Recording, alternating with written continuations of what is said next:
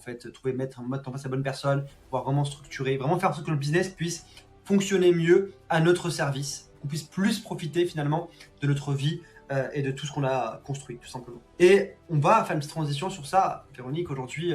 Si tu peux me citer tes 2-3 plus grands succès qui peuvent parler en fait aux gens, parce que tu parlais de Zénith en fait, quand tu parles de Zénith on dirait que tu parles de baguette de pain tellement c'est c'est simple pour toi aujourd'hui, parce que c'est devenu naturel, c'est devenu habituel. Tu calcules parfois certains événements en comptant le nombre de Zénith qu'il y a par an. L'idée c'est que est-ce que tu peux nous partager en fait pour toi c'est quoi les plus grandes réussites dont tu es fier, que tu as pu vraiment obtenir ces 20-30 dernières années? Alors, il y a différentes choses. C'est-à-dire que la réussite globale, c'est que mon business soit toujours aujourd'hui là. C'est-à-dire que j'ai créé Talent Plus en 94. Alors oui, au départ, c'était une forme associative et c'est devenu en 2008 une SARL.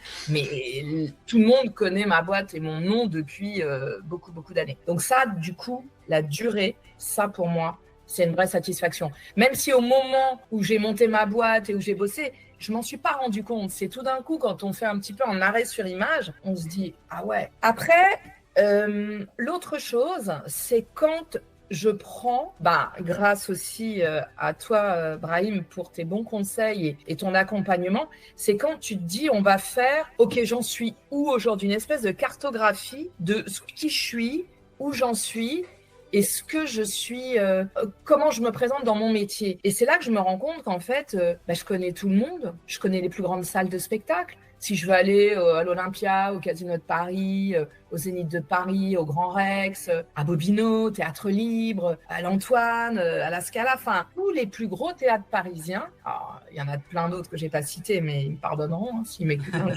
Je les aime.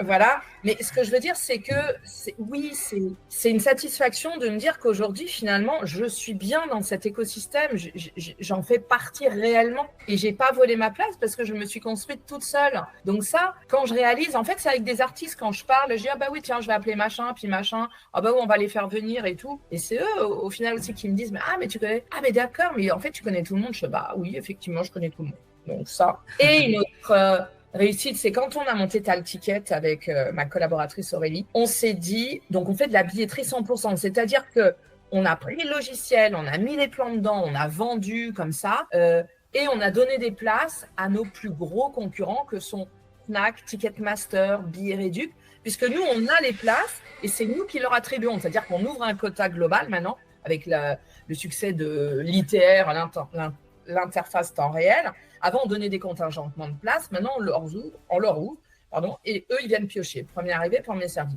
Donc ça, c'est quand même de se dire que je donne le change à des mastodontes. On ne peut même pas dire que c'est mes concurrents. Je pèse rien par rapport à eux. Eux, ils font des millions de billets. Moi, je vise le million. Là, j'en suis à 500 000 cette année. Je vise le million à 2-3 ans. Le million de billets, hein, pas le million d'euros. Ah non, pas le million d'euros, non, ça serait pas plus.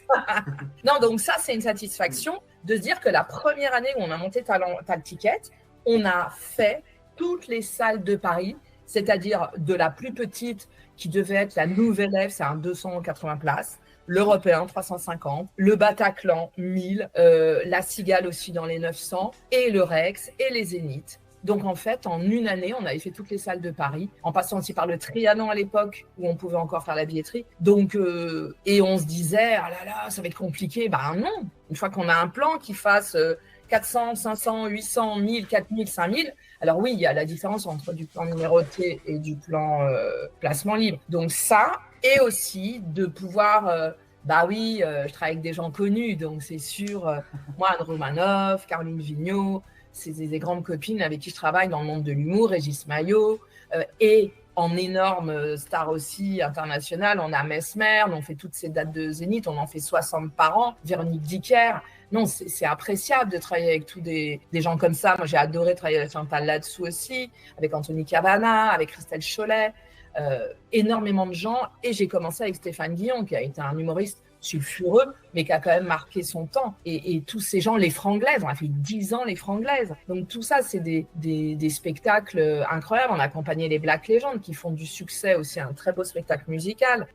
Donc voilà, peu toutes les salles de Paris. Donc c'est vrai que je dois dire que c'est satisfaisant quand on discute entre amis et oui, c'est vrai que ce métier fait rêver. Donc ça fait rêver. Et aujourd'hui, pour moi, tu as aussi fait rêver. Et aujourd'hui, tu as atteint un certain niveau. En fait, je sais pas ce que ça fait quand tu es dedans parce que en fait, généralement, on s'habitue, c'est normal. On le vit tous les jours. En fait, tu vois, parfois, ça fait partie du quotidien. Mais aujourd'hui, tu vois, pour tenir quand même à rappeler, une femme qui a une entreprise, qui génère de l'argent, qui joue avec du coup des personnalités, qui connaît des personnalités, qui intervient et qui gère la billetterie pour plusieurs, tu vois, genre spectacles, plusieurs lieux sur Paris, tu vois, et même dans la France.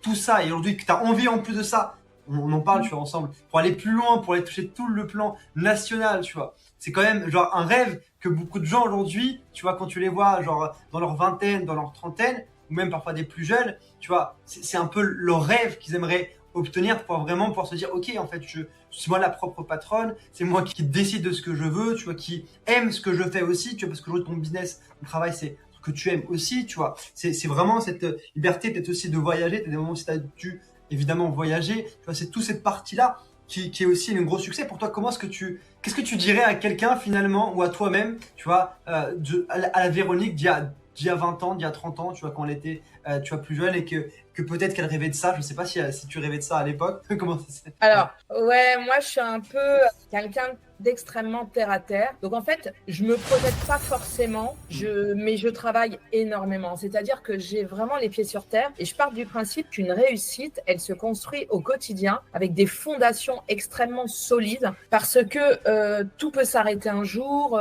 Il n'y a rien d'acquis, en fait. Moi, je suis toujours partie du principe qu'il n'y avait rien d'acquis. Un client, je me dis jamais, ah lui il est acquis pour la vie, mais jamais je me suis dit ça dans mon business et je me le dirai jamais parce que ça veut dire qu'on devient, ça y est, c'est la fin quoi, c'est qu'on se met en roue libre et qu'on se dit ouais c'est bon, allez les gens ils viennent tous. Non, il faut être bon. Les gens ils vous suivent quand vous êtes bon, quand vous êtes performant. À un moment donné, ils viennent pas pour votre gentillesse, hein. Ça c'est dans la vie perso. C'est sûr que nous on a un métier où les gens, il y a de l'humain, beaucoup d'humain parce que c'est un métier un peu cool. Mais du coup, je dirais aux jeunes et aux gens qui veulent monter des business, déjà, de bien étudier avant de monter un business quand même, parce que on parle plus de ça maintenant, mais il faut quand même faire du benchmark, il faut faire l'étude de marketing. Moi, je viens d'une école de commerce, j'ai appris toujours ça. On voit où il y a des niches, où il n'y en a pas. Après, même si ça existe déjà, moi, mon métier existait déjà. Mais si on a envie de le faire avec le cœur, ça fonctionnera. Si on est aligné sur ses principes de travail, sur le fait d'avancer tout le temps, de se remettre en question. En fait, je dirais c'est ça.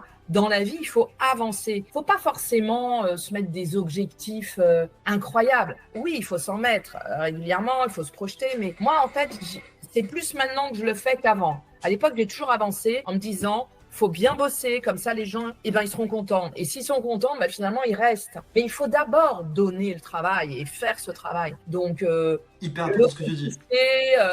La témérité et la résilience, hein, c'est toujours... Puis comme tu dis, il ne faut pas avoir la grosse tête parce que ce n'est pas moi l'artiste qui génère des millions. Certes, je contribue à mettre l'artiste en valeur, mais...